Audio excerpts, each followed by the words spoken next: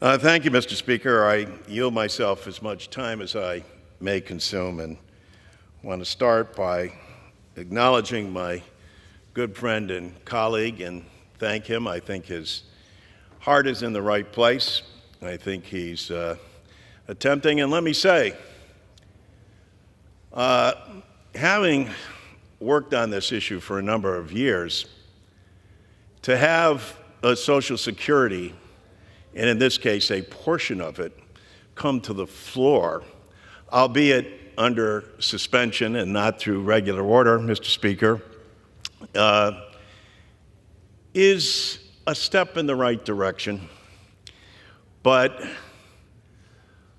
the American people have got to be outraged by the fact that it's been over 50 years since Congress has adjusted Social Security. By that I mean enhanced Social Security for its recipients.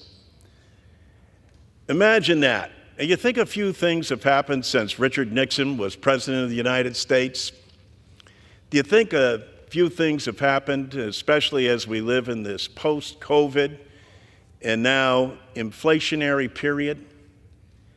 It impacts over 70 million of our fellow Americans.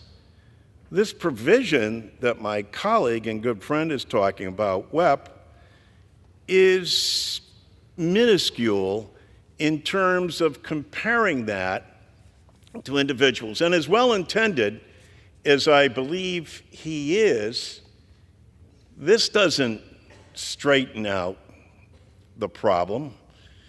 In our bill, Social Security 2100, we repeal WEP and GPO, and we pay for it. And that is the responsible thing that Congress has to do on behalf of the American people. Here's the facts. 70 million Americans rely on Social Security.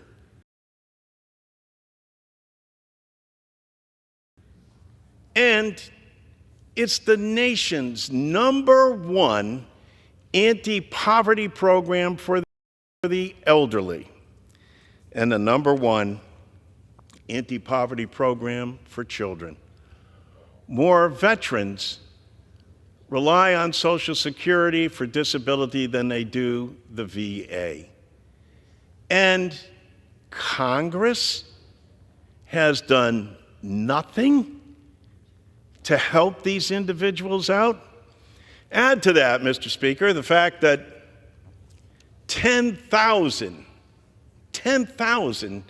baby boomers a day become eligible for Social Security. What we need to do in today and in both of these bills that are come before us are steps forward, but we need to come together as a Congress and vote to fix Social Security in a manner that doesn't hurt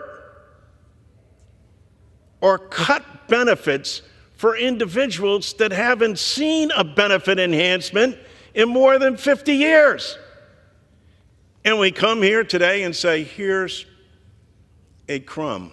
But even in the form of this crumb, this proposal will cut benefits for hardworking, everyday Americans. I respect my colleague, and I do believe that his heart is in the right place. But Congress, and both sides, have responsibility here. But perhaps now there is an opportunity for us to act. Perhaps the fact that even under suspension, not regular order with public hearings where viewers get to see and actually hear from expert witnesses and get to hear both the fiscal side of what needs to be paid for, but also the benefit side in terms of what has not been done.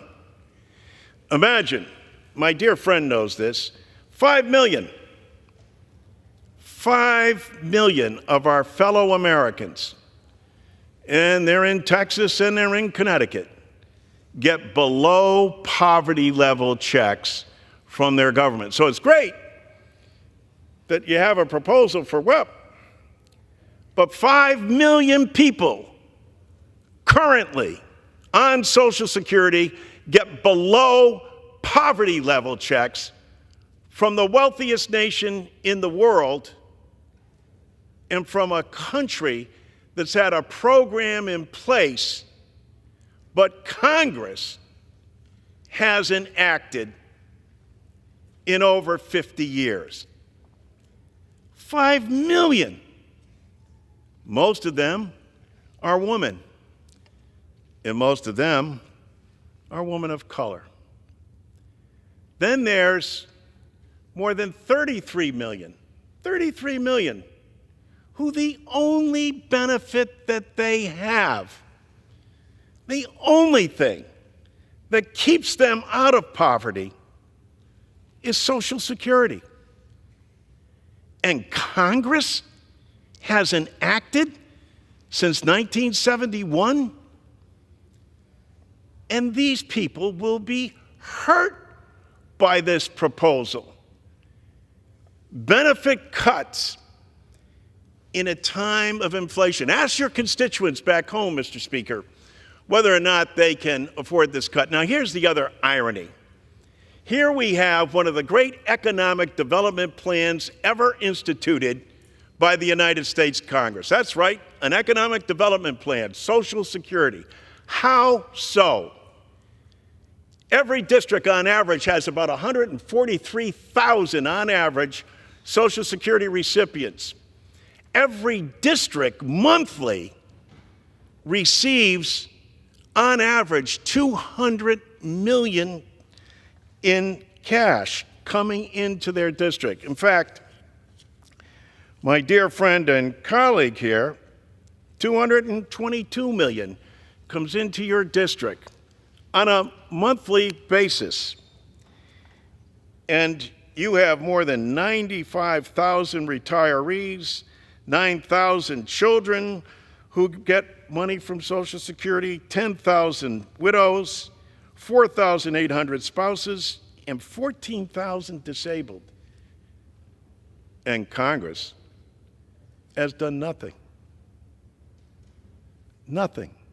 And these cuts that will take place because Congress hasn't stepped up and said, we need to fund this program, not cut it. Some may argue, well, you know, back in '83, they did do something. But yeah, what they did is they raised the age. Another great proposal on the other side. For every year you raise the age, that's a 7% cut in benefits. So let's raise the age to age 70, the Republican Study Committee says. And what does that do? Cuts benefits by 21%. Aren't you glad that you worked hard and invested and put your money aside so that you could find out that, yeah, well, what we're going to do is raise the age so you work longer, and as you're living longer, we expect that you'll get less in retirement, not more. It makes no sense whatsoever. We need to come together as a Congress and vote to enhance the nation's #1 anti-poverty program for the elderly and for our children. I respect the good intentions that people have, but as they say, the road to hell oftentimes is paved with good intentions. And in this case, though, let's not talk about the parties. There's a lot of blame to go around here. How about we focus on the people, the American people, who we take an oath of office and swear to serve. And staring this Congress in the face is over 50 years of inaction and 70 million people who are impacted by this in what is the nation's #1 anti-poverty program for the elderly and for our children. I reserve my time. The gentleman from Connecticut reserves